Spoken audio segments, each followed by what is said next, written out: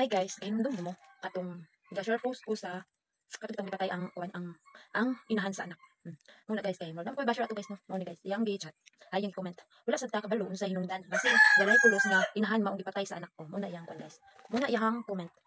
Ngayon, ako ka istorya ka guys. Papunta bitaw tinuod wala ta kabalo sa rason nga nganong napatay niya ang anak, ayang inahan. Napatay niya ang inahan basi naay rason nga dako. Naay rason nga dako kaayo nga unsa makasakit. Unsa makasakit sa kanang inahan ay sa iyang anak.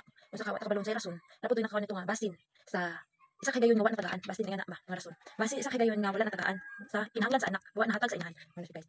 Akong ikaw na guys. Oh, muna guys. Basin dai guys maong kita inahan ta maong bata pa sila ato na silang makuan nga kanang di ko na tumatag ilahat ng gusto. Kay basin kung madako na sila naanad sila sa ihatag kanang gusto maong maunang makuha ng bata malain siguro siya amo sa nahuna o usapod na nga o imong anak tuluan mas maayo o tarong ka nga inahan o tarong ka nga kanang naghatag o pamatal o nagbadlong o nagbatasan sa imong anak o kinsa mang mga amahan bang nagkuha sa bata o sa kaha o kabalo pero kung naa jud kay batasan kung napoy hunahuna ang anak o apoy maghulga dili gid maka anak dili gid maka dili gid maka hunahuna og daotan ang anak mo na guys. Thank you for watching.